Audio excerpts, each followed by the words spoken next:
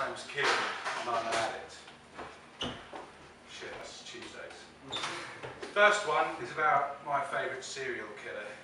You've seen him in an interview, he's a very nice boy. It's called the Dahmer method. Jeffrey Dahmer, serial killer, responsible for the deaths of at least 15 young men, a true necrophiliac. His father can recount the moment his son gained a grim fascination with the entrails and insides of animals. When clearing the space under his house of dog graves, a young Jerry, as they used to call him, froze in wonder at the sound of the dog bone falling into a bucket. And his father knew, in the way only a father could know, that something in his child had changed forever. The birth of an obsession with an automatic payload, a connection formed and locked in place that would dominate his soul, sexuality and purpose to the day he died. Now you too can endear your product, service or publication to your customer base or audience with the Dahmer method from the Birdcage Corporation of London.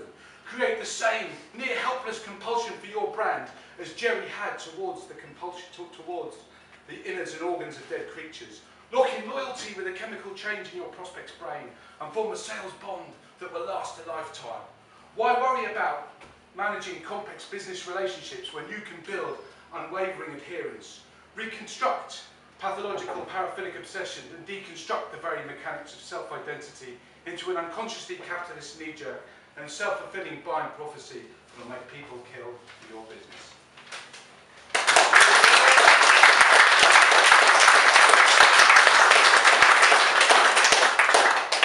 This next one's something for you stimulant fans out there. It's a little bit of guidance. It's called Cocaine, How to Get It at Parties. Oh, please give me some of your cocaine.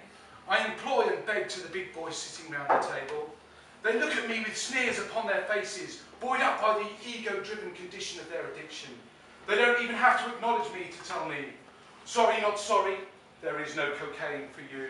For they have already received their contact high of want. As when you have cocaine, there is nothing else to do but more cocaine, and nothing makes you feel more good about having this drug than seeing who's someone who wants it but does not have it. So I stumble away from their after party. I don't want to be involved anyway. They're a bunch of tossers, self-indulgent, arrogant, the worst kind of people. Or at least that's how I justify my complete lack of game. And then I realise the old rule of Lao Tzu, that famous scribe and opium addict of Chinese mythology, who said that the best way to win is sometimes not to play. So, the next time I'm at an after party with a group of big-jawed alpha males I do not know, pouring feverishly at credit cards and CD jewel cases, I adopt a somewhat different and measured approach. What's that you're doing? I ask with bright curiosity. The room ceases heaving and pauses with shocked disbelief. Cocaine! The answer comes back as if I should already know. All eyes are on me now, and I already know exactly what to say. Oh, cocaine! I would never do cocaine. After all, I tell them, I am a born-again Christian. Suddenly, they are gripped by the fever of a challenge.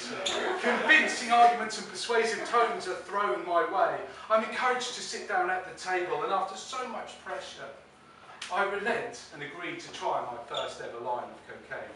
They've wrapped me up a truly big one. After some feigned instruction, I quickly snort it and question what happens next and now. They laugh and tell me I should wait and it will hit me all right. But after 5 minutes, despite being ripped to the fucking tits, I look at them glumly and say, no, it did fuck all to me.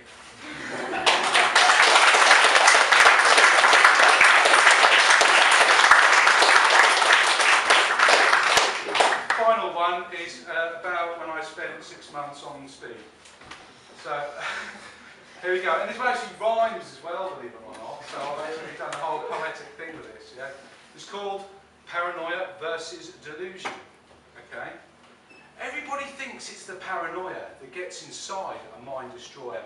Fear and anxiety become your employer, but you're only working in insanity's foyer. You see, the danger lies in full throttle delusion. Its whispered lies and mottled confusion draws you into a personal hell, and now you're the owner of one mad hotel. You see, paranoia can be avoided. Those darkened fears just null and voided. Those big spider rats running up the skirting board are tricks of your mind and should be ignored. The policeman outside your house, a lamppost, that voice inside your head, Not a real ghost. A few days off a cottage at the coast to cure your twist with tea and toast. On the other hand, delusion will seduce, with a message blurred, so obtuse, seeming like its wisdom's juice, with real tricks of mind you can put to use. Whilst paranoia bends your fears, delusion whispers dreams into your ears.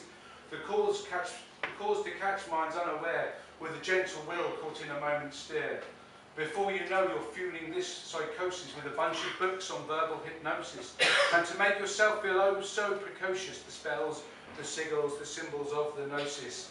And now you've mastered, and now you've reached that long-held secret goal, the master of subversive mind control. The logic of your method is somewhat evasive, but who cares when you're just so damn persuasive? Now you can burn up this world like fire. With your word comes the hottest every desire. A sexual bent to a purpose higher. Maybe stop when you're the next messiah. In your mind the situation curved around your will, and getting what you want your total thrill, but in reality you're some twat, just some twat with front, like a demanding, angry, strung out cunt. And now you've summoned an unwelcome demon through your plans and unwanted scheming.